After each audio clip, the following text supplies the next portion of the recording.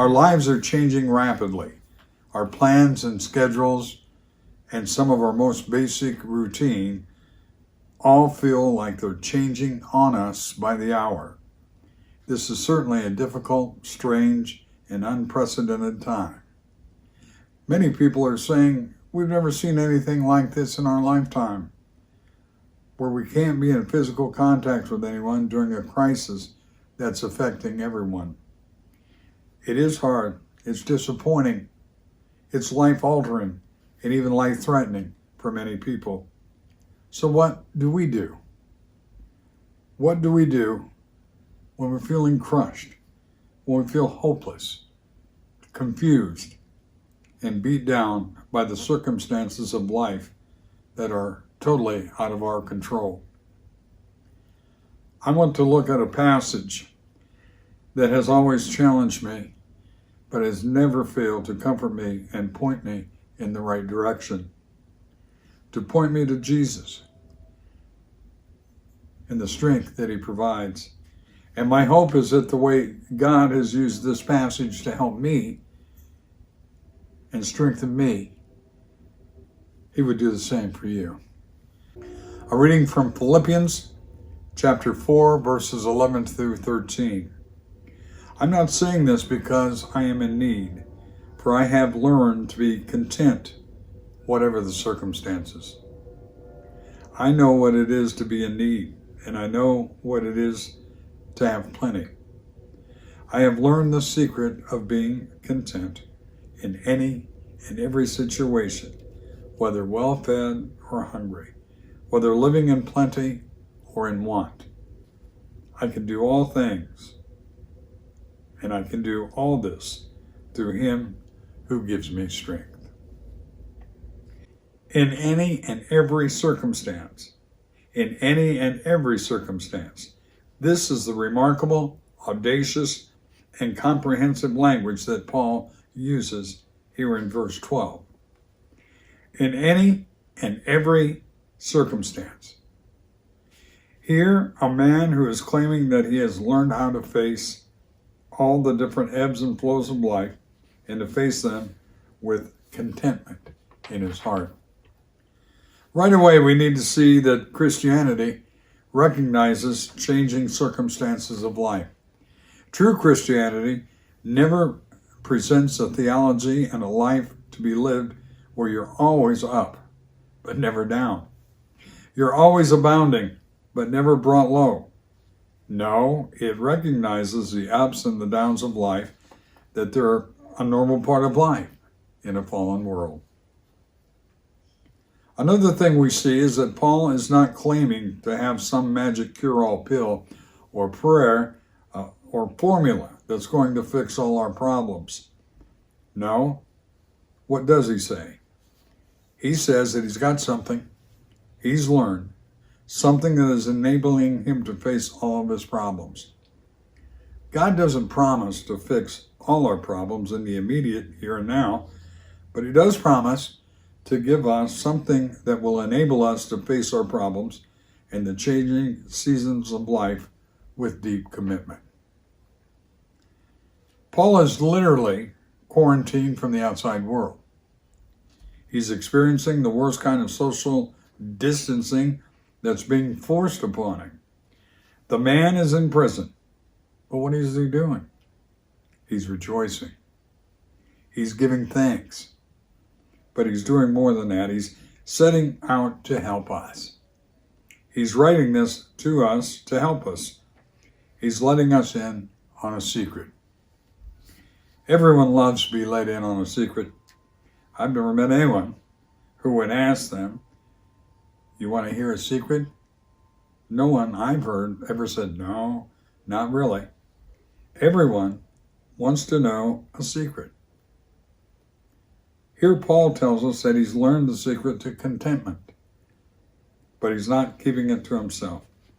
He's going to pass along to us.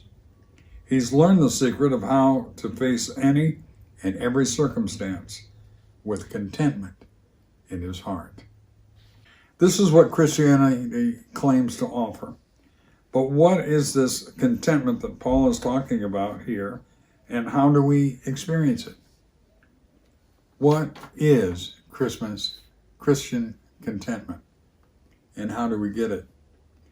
There are the two main aspects of contentment that I believe Paul is preaching about here.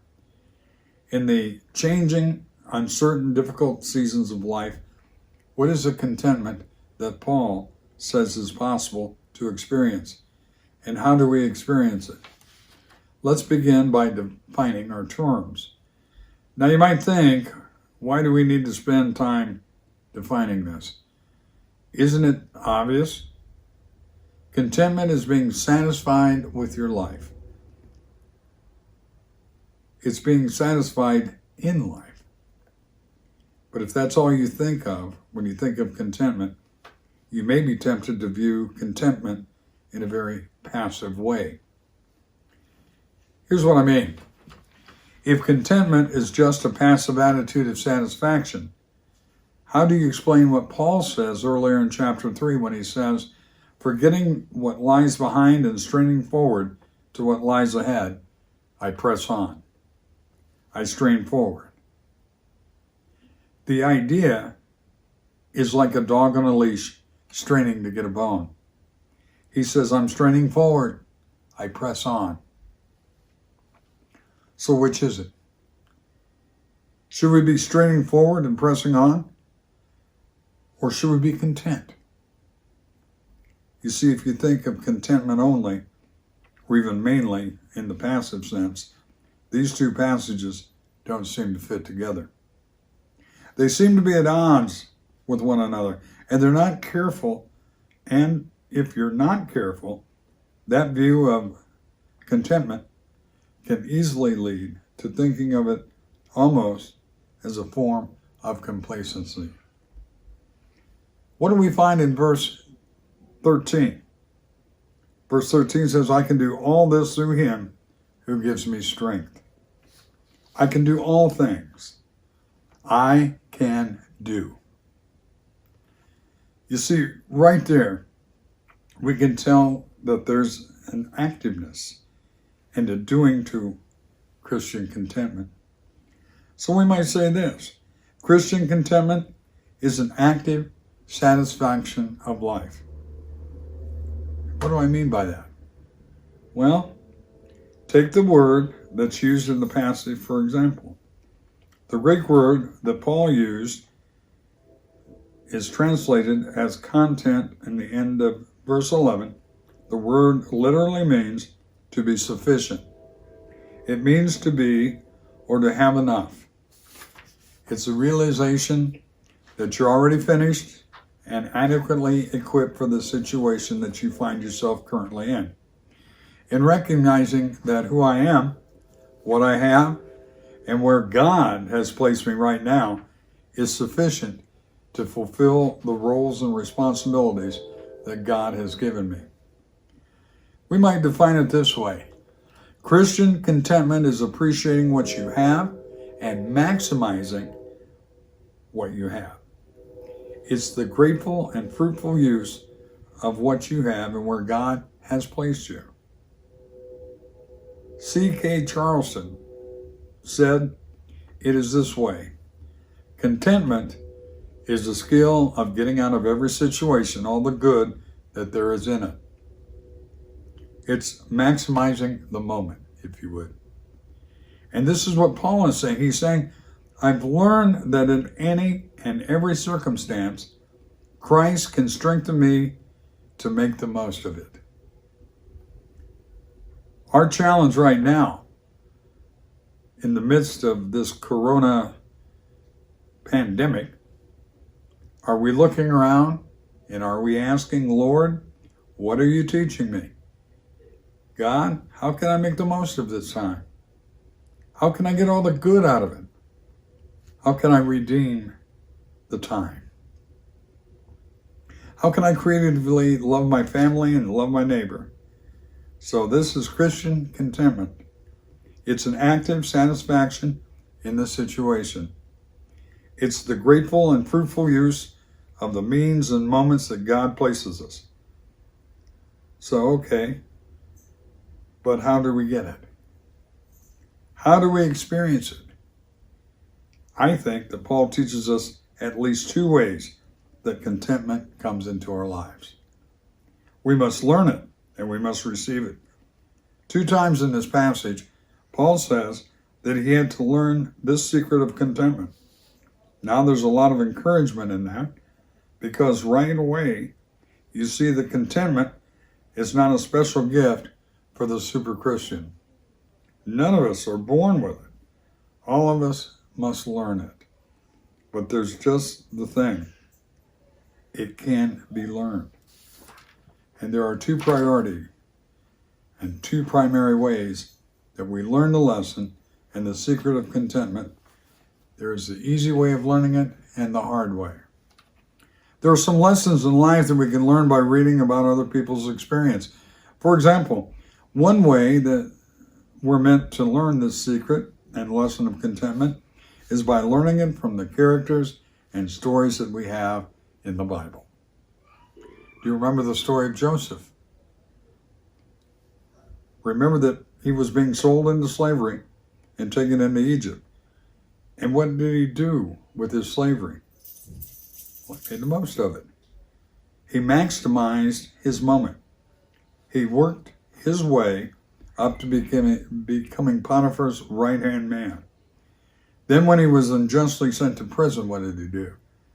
Well, he maximized his moment. You see, in any and every circumstance, Joseph was teaching us that not only did God have a wonderful purpose behind all of his suffering, but he also had Joseph, and he gave Joseph what he needed to fulfill his dreams and God's plan for his life. Joseph actively and creatively made the most of any and every circumstances that he was in. One way that we learn contentment is by learning from these stories and learning that the great story giver of the Bible is the same story writer of our lives. The more we understand how God writes stories and how he provides for his people, the more we will learn this lesson of contentment, that regardless of what it looks like, who we are, what we have, and where God has placed us right now is sufficient. It's sufficient to fulfill the roles and responsibilities that he has given us. But the truth, as Paul affirms, is that we don't learn the lessons very well from the lives of others. We need to teach them the hard way by going through difficult circumstances ourselves. It's like Paul looking back on his life in this passage, and it's like him saying, I have learned that in all moments, when I didn't think I had enough, I had enough. In those moments when I didn't think that God was there, God was there. In those moments where I didn't think I can do this, Christ showed up and he strengthened me to do it. He strengthened me to go through it. He strengthened me to make the most out of it. I had learned this the hard way, according to Paul, by going through the changing circumstances of life firsthand. Now here we are in this trying and strenuous time where we can't even physically be together. But what are we doing? You're watching us online, and this ministry is going forward because we will not quietly go into the night. We will not sulk and complain and sit back and do nothing. No, we're making the most of this opportunity and the technology that God has given to us to continue our mission of pointing people to the truth of the gospel. The secret of Christian contentment is that who we are, what we have, and where God has placed us is sufficient, even when it doesn't look like it is. However, the strength to see the truth and make the most of what we have in the moment can only come from Christ. Paul says, through him who strengthens me. Now the world will quote this verse as, I can do all things. I can handle it myself. I got this. Yet time and time again, we all come up short. But it's the Christian who can quote and proclaim the whole verse. The whole verse is this: I can do all things through Christ who strengthens me. I can't do it, but he can. And he's willing to do it through me. Paul knew the one, and we know the one, who in every second and every moment of his life, he made the best of it. Even in the darkest moment of human history, when he was the true and better Joseph, was unjustly accused and then nailed to a tree, what did he do? Jesus took wooden nails. He took a wooden cross and he turned it into the world's redemption. Jesus made the most of the cross by taking all of our complaining, all of our discontentment and self-pity upon himself. He was punished for our sin so that all who trust him would be completely forgiven. The great news that Paul proclaimed and staked his life on that 3 days later, Jesus rose again from the dead. He's alive, and because all believers are entitled to him by faith. But this Spirit, he can now draw near and strengthen us to do the impossible. This is the hope of the gospel. Christian contentment is not based on different or better circumstances. It's based on the secret that can be learned and the strength that can be received through Christ. My prayer to God and my plea to you would be that you would depend on Christ now more than ever, that you would draw near to him and go to him and say, "Oh, living Christ, help me. Strengthen me for this time.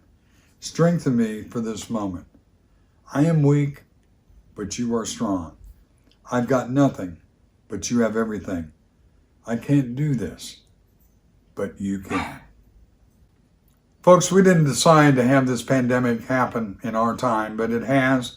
And now the question is, what will we decide? What will I do at the time that is given me?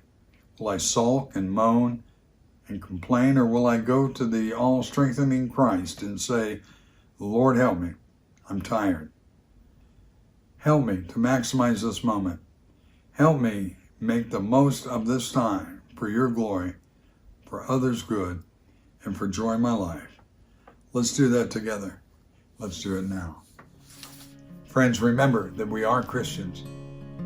And one of the things about us that are so powerful is our faith. During this time, keep your faith, increase your faith, and know that God has this all taken care of. Amen.